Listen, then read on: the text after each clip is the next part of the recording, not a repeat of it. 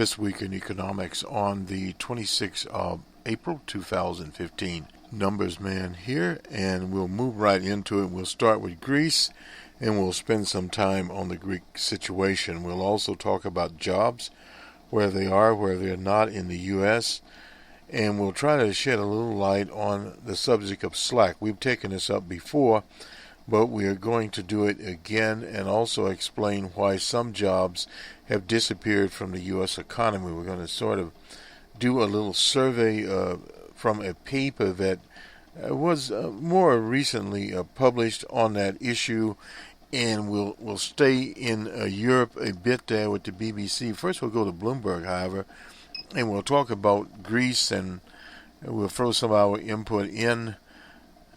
And this is dated on the, make sure we're current on it, Greece could default without exiting the euro. This is from a survey from their economists. We'll give our particular take on it. A Greek default does not mean the country has to leave the euro. There's no doubt about that. The chances of Greece missing some of its debt payments in the coming weeks are about 40% according to them, while the probability of an exit from the 19-nation currency bloc stands at 30% according to the medium estimate in a Bloomberg survey of 29 economists. Although 4 in 5 respondents said a default would not trigger an exit. They are correct about this. It's possible a default there. It would not trigger one.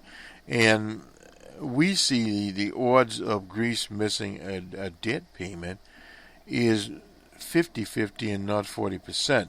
Now, as far as an exit from the euro, that will depend obviously on a consensus of 19 nations, and this is something not been talked about. Let me finish on with this.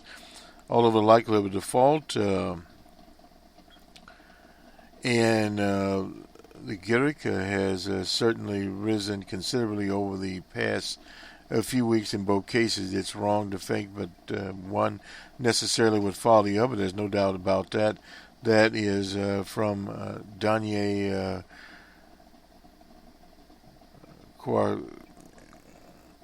Karkopoulos.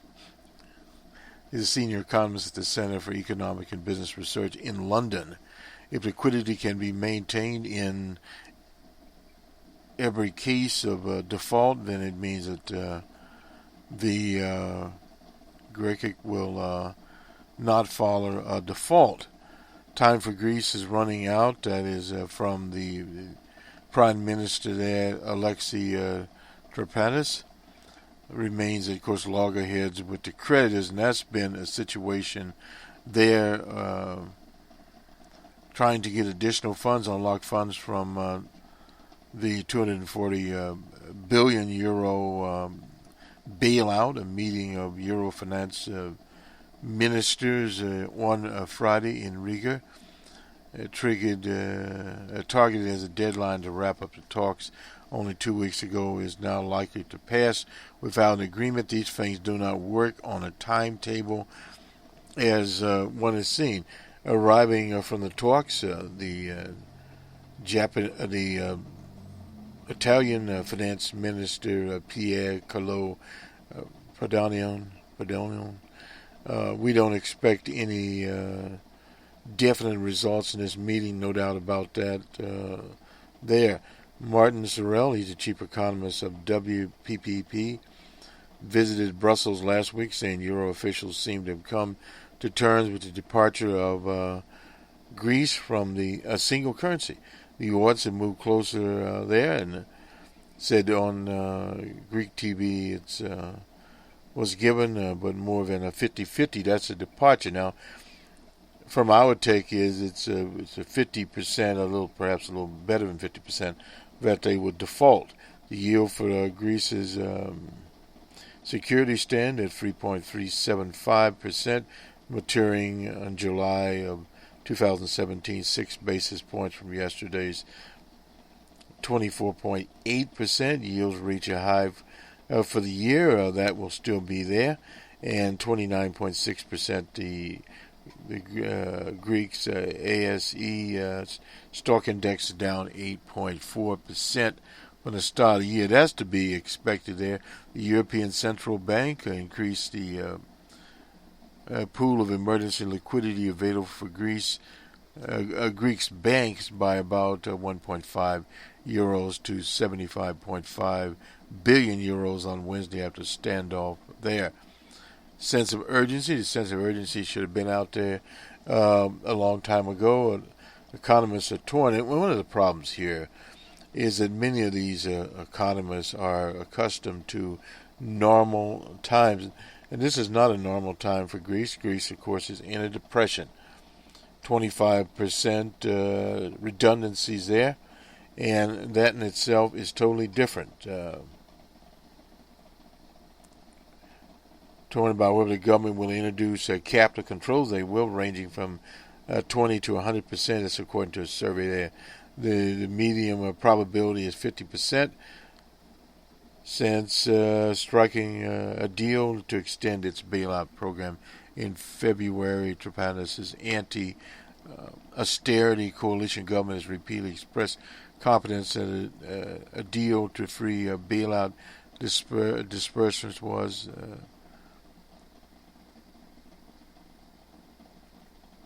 immense, only to be rebuffed by Euro officials. It's very important that Greece is accelerating work on reforms. Reforms is a Disneyland dream at this particular point in time there. There's a great sense of urgency. There's no doubt about that. We won't keep going over that.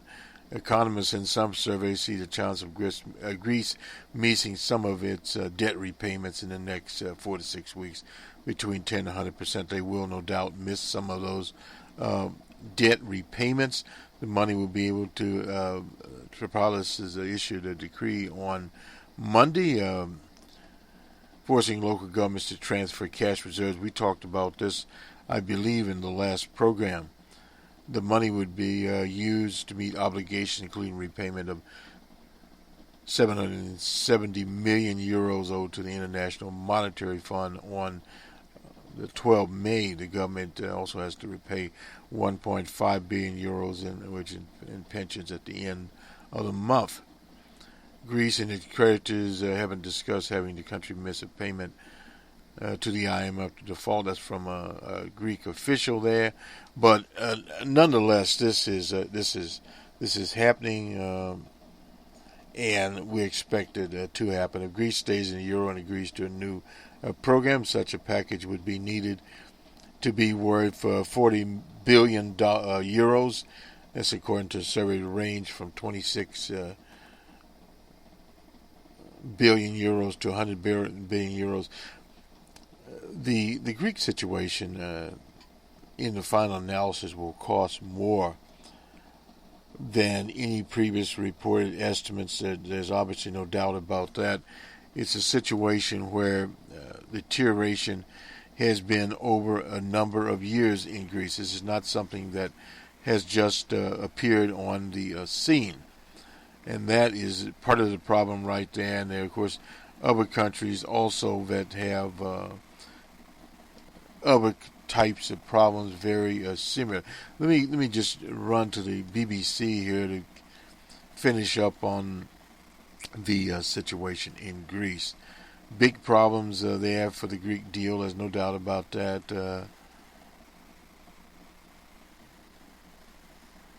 And there will continue to be problems there. The Euro group headed by Jocelyn has warned big problems need to be solved before any Greek deal despair of. He's talking after a strained meeting in the Latvian capital of Riga. Well, we talked about that. It must repay the creditors 1 billion euros. That's 720 million pounds. Athens is keen to secure the next troika of funds from its main creditor, the European Union, European Central Bank, and IMF, totaling 7.2 billion euros there. Now, the Greek finance minister there, Yasis Varoufakis, moved to calm fears. Well, again, we agree that an agreement will be difficult, but will happen. It's our take they will get an agreement, but in essence, getting an agreement